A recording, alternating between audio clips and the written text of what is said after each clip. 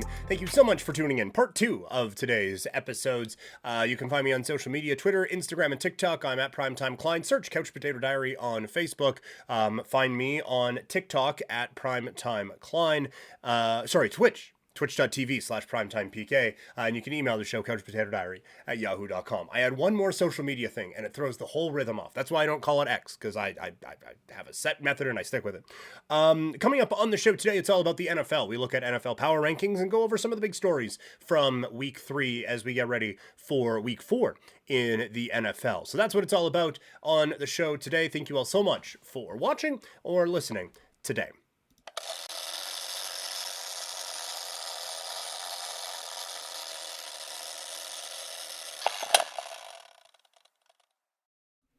All right, let's get into our NFL power rankings for the week. All 32 teams ranked here. Coming in at 32 at the very bottom, the Chicago Bears. I get it was very tempting to put Denver in this spot, but you'll find out on Friday that maybe I think Chicago's a little bit worse. Nothing is going right for the Bears right now. Like, at least Denver on offense, they're putting up points. I don't think they're playing particularly well, but the ball is going either into the end zone or between the uprights, so hooray, points. Chicago's not doing anything. They're not stopping anybody. The offense sucks. Maybe special teams is doing something. I'm not paying attention close enough. They're probably punting a bunch. Just nothing is going well for the Chicago team. They're chipping at each other in the media. It's just a disaster. It was an embarrassing performance against the Kansas City Taylor Swifts on Sunday. Now they face a Denver team that we're not projecting to go anywhere, but we're not projecting Chicago to beat them. Denver is at number 31. You lose by 50. You end up in the 30s. At 30, it is Arizona. Look, they have been battling hard. They haven't just gone quietly into that dark night, and they pick up a big win this week, so they move up some spots. At 29, it is at 29, it is Carolina. Another team where just nothing is going well. The defense isn't playing great. Adam Thielen's putting up some yards, but no one on this team has stood out, and there are some issues with Bryce Young. And like, the offense looked a whole lot better with Andy Dalton last week. Still lost, though. At 28, it is the Vegas Raiders. The coaching decisions that were made at the end of that Pittsburgh game. I couldn't talk about it on Monday because I couldn't talk, but Josh McDaniels, those are fireable offenses from Josh McDaniels and the Vegas Raiders to kick it when you're down 8 with about 3 minutes left with the defense you got, kicking a field goal to pull it within 5 to go from a one-possession game to a one-possession game, and then you get a break and have another chance and you kick the field goal again. Just abysmal coaching. The execution on offense is terrible and the defense can't defend. So it's a really bad football team right now. At 27, it is Minnesota. Anyway, just rounding out the top 5 before we get into that. Rounding out the bottom 5, Vegas, Carolina, Arizona, Denver, and Chicago. The top 2 picks in this draft could go quarterback. And so if we look at this right now, Chicago and Denver would be locked in at going for a quarterback right now, I would assume. Arizona would be an interesting spot. I think a lot of people are assuming that they're going to draft a quarterback and move on from Kyler Murray. If you're able to get, say, Marvin Harrison Jr. with the 3rd overall pick in Arizona and kind of round out that receiver room, be an interesting move there. And Carolina's pick belongs to Chicago, I believe.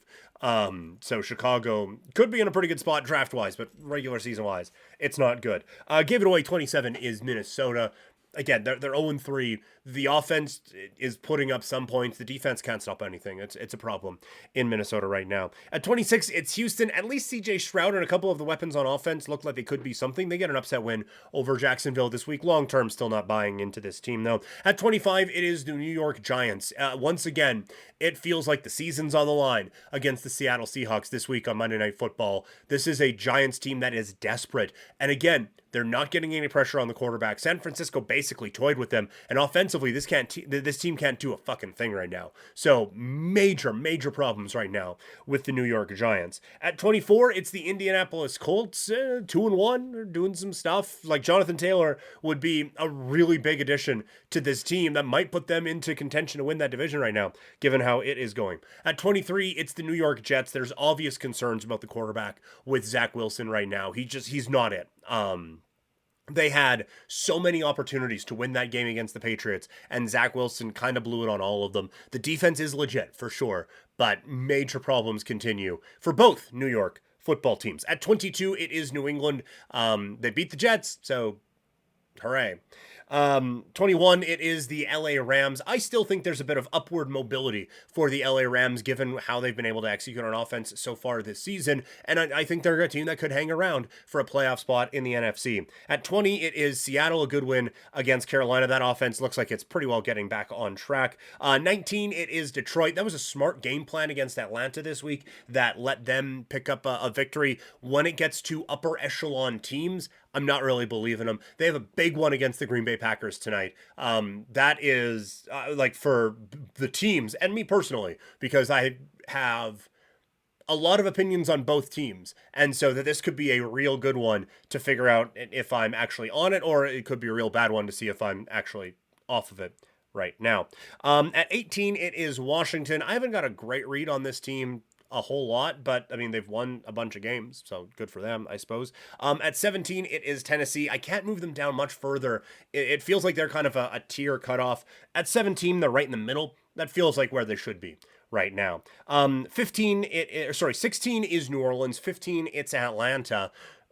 New Orleans has some quarterback issues with Derek Carr potentially going out, but that defense is for real. And with Atlanta, Desmond Ritter's real bad. But the rest of that team is so good. If they could just get a quarterback locked in, though, that's why I'm so high on Atlanta right now. At 14, it's Jacksonville, but this team could plummet this week with a bad one out in London.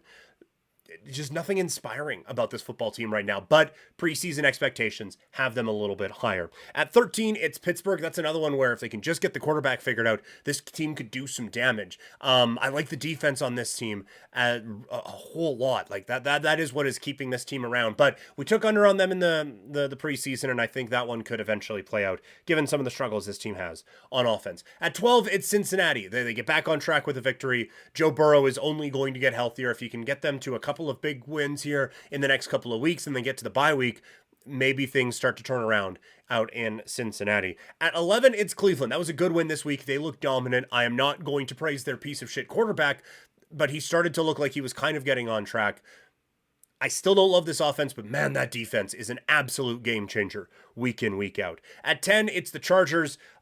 They should get a new coach, even though they won this week, but I'm still buying in on so much of what this team can do. And the talent that they have.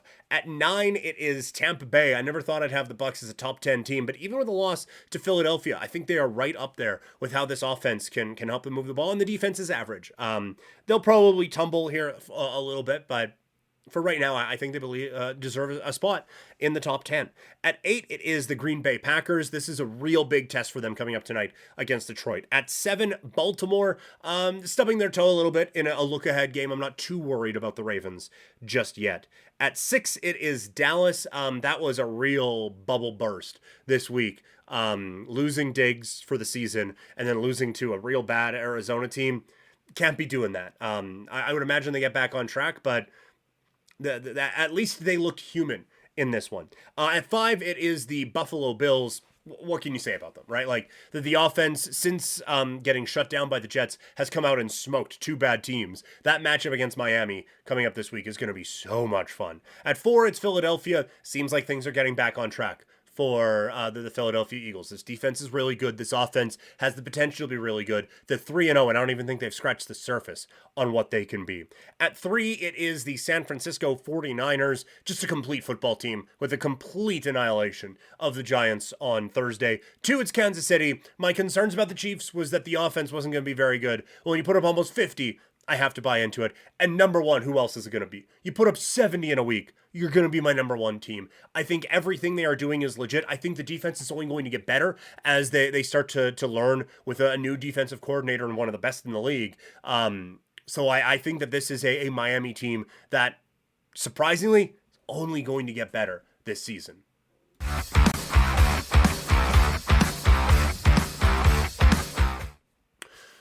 Just a couple of quick notes from Sunday's slate in the NFL. Finally able to sit down on a Sunday and watch some of these games. Brandon Staley is a liability to this Chargers team at this point. Like there is no other way of putting it. He is actively holding this team back from reaching their true potential. And look, like I don't even 100% disagree with what they did.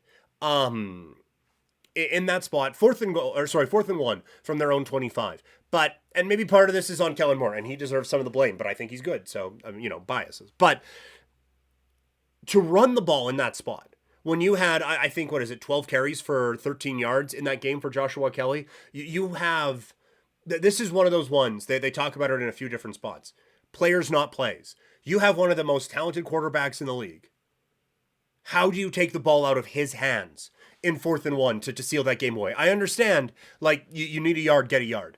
And your offensive line should be able to do that. A, you weren't able to do it all day.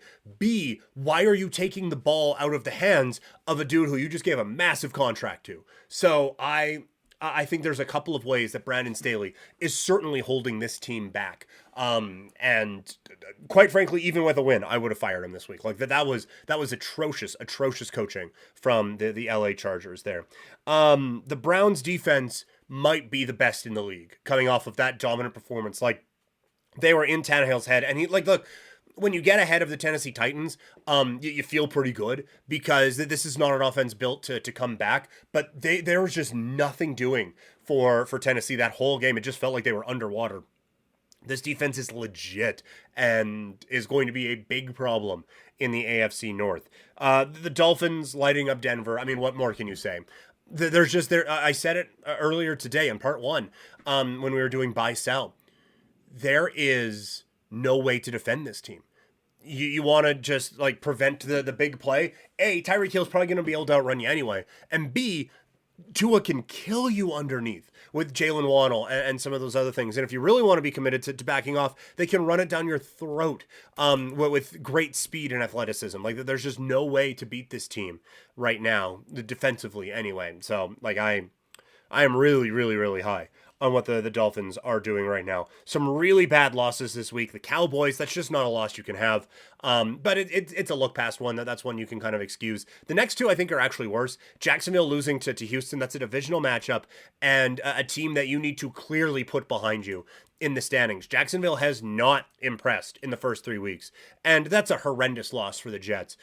Your defense steps up time and time again. You have an opportunity to win that game on multiple occasions. Zach Wilson just so clearly isn't it. And trading for quarterbacks midseason is a real tricky thing to do. I remember the Raiders were being led toward a championship with Campbell at quarterback, and he goes down with an injury. They bring in Carson Palmer. It's, oh man, this team's going to light it up. Lost 4 in a row, missed out. It is so tough to integrate a quarterback into your system in the middle of the season. I don't know if the Jets are going to be able to do it. You kind of are just rolling with what you have with the Jets. And it does look like the Kansas City offense is back. Like the receivers are still a bit of an issue, but it feels like they are starting to figure out what pieces they have, what they don't have, how to maximize what they do have, and take it from there. So just a couple rapid fire NFL thoughts as we kind of put a bow on things today. Thank you so much for tuning in. If you are watching on YouTube, leave a comment. I